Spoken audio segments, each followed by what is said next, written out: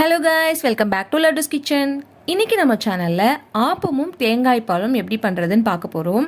இன்றைக்கி ரேஷன் அரிசி யூஸ் பண்ணி எப்படி பஞ்சு போல் சாஃப்டான ஆப்பம் ரெடி பண்ணுறது அப்படின்றது தான் இந்த வீடியோவில் சொல்ல போகிறேன். வீடியோக்குள்ளே போகிறதுக்கு முன்னாடி இது வரைக்கும் நம்ம சேனலை சப்ஸ்கிரைப் பண்ணாமல் இருந்தீங்கன்னா மறக்காமல் நம்ம சேனல் லட்டுஸ் கிச்சனுக்கு சப்ஸ்கிரைப் பண்ணி பக்கத்தில் இருக்க பெல் ஐகானை கிளிக் பண்ணி வச்சுக்கோங்க. வாங்க வீடியோக்குள்ளே போகலாம்.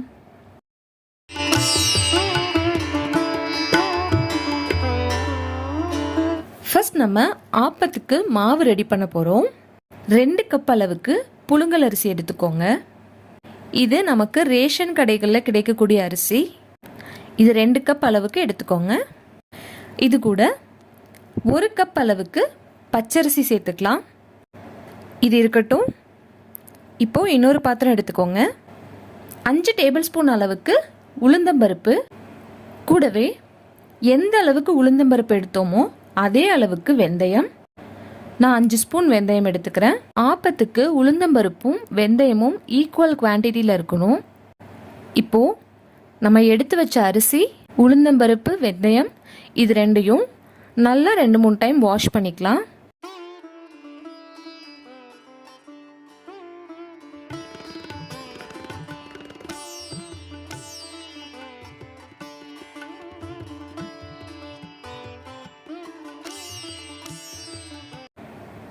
பாருங்கள், நான் வாஷ் பண்ணி எடுத்துகிட்டு வந்துட்டேன்.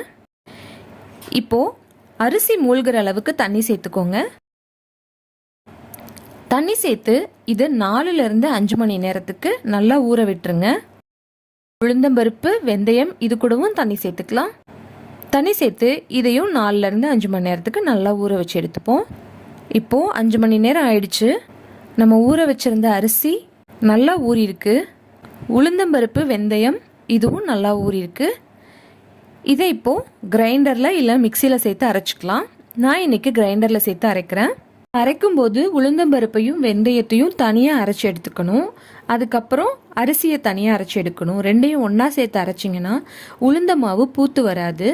அதனால் தனித்தனியாக அரைச்சி ஒன்றா எடுத்துக்கோங்க. இந்த ஸ்டேஜில் கொஞ்சமாக உப்பு சேர்த்துக்கலாம். நான் மாவு அரைக்கும் போதே உப்பு சேர்த்து அரைச்சிருவேன். அதனால இதில் உப்பு கலந்துக்கல. இது கூடவே கொஞ்சமாக தண்ணி சேர்த்து நல்லா கரைச்சிக்கோங்க. நமக்கு ஆப்ப மாவு இட்லி தோசைக்கு இருக்க மாவு மாதிரி இருக்கக்கூடாது. அதை விட கொஞ்சம் தண்ணியாக இருந்ததுனா தான் நமக்கு ஆப்பம் ஊற்றும் போது நல்லா வரும். இது அப்படியே ஒரு மூடி போட்டு மூடி வச்சிடலாம். இது 6லேருந்து 8 மணி நேரத்துக்கு நல்லா புளிக்கட்டும். பாருங்க, இது ஒரு 8 மணி நேரம் ஆயிடுச்சு. மாவு நமக்கு சூப்பராக செட் ஆயிருக்கு. இப்போது இந்த மாவில் அப்படியே ஆப்பம் சுட்டு எடுக்க வேண்டியதான்.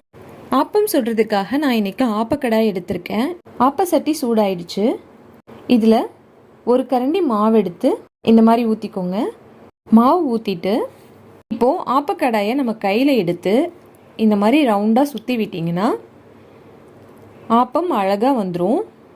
இப்போது இதை ஒரு மூடி போட்டு 5 மினிட்ஸ்க்கு நல்லா வேக விட்டுருங்க. அடுப்பை மீடியம் ஃப்ளேம்லேயே வச்சுக்கோங்க. ரொம்ப ஹையாகவும் இருக்க வேண்டாம், ரொம்ப ஸ்லோவாகவும் இருக்க வேண்டாம். மீடியம்லேயே வச்சு சுட்டு எடுத்தோன்னா நமக்கு ஆப்பம் பர்ஃபெக்டாக வரும். இப்போ ஓப்பன் பண்ணி பார்க்கலாம். பாருங்கள், ஆப்பம் எவ்வளோ பர்ஃபெக்டாக வந்திருக்கு. இதை எடுத்து இப்போ ஒரு பிளேட்டுக்கு ட்ரான்ஸ்ஃபர் பண்ணிடலாம். பாருங்கள், நம்ம பண்ணியிருக்க ஆப்பம் எவ்வளோ சாஃப்டாக வந்திருக்குன்னு. அவ்வளோதான், சூப்பராக சாஃப்டாக பஞ்சு மாதிரி ஆப்பம் ரெடி ஆயிடுச்சு. இது கூட நம்ம தேங்காய் பால் சேர்த்து சாப்பிட போகிறோம். தேங்காய் பால் எப்படி பண்ணலான்னு பார்க்கலாம். தேங்காய் பால் பண்ணுறதுக்கு நான் ஒரு முழு தேங்காய் துருவி மிக்ஸி ஜாரில் எடுத்திருக்கேன். இது கூட 4 நம்பர் ஏலக்காய், கூடவே உங்கள் டேஸ்ட்டுக்கு ஏற்ற மாதிரி சர்க்கரை சேர்த்துக்கலாம்.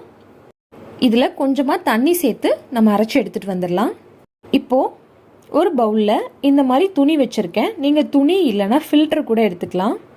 பாருங்கள், நான் தேங்காய் பேஸ்ட் அரைச்சி எடுத்துகிட்டு வந்துட்டேன். இதில் நம்ம அரைச்சி எடுத்துகிட்டு வந்திருந்த தேங்காய் பேஸ்ட்டை சேர்த்துக்கலாம். இதை இந்த மாதிரி கையில் எடுத்துட்டு நல்லா புழிஞ்சு விட்டிங்கன்னா நமக்கு பால் தனியாக பிரிஞ்சு வந்துடும்.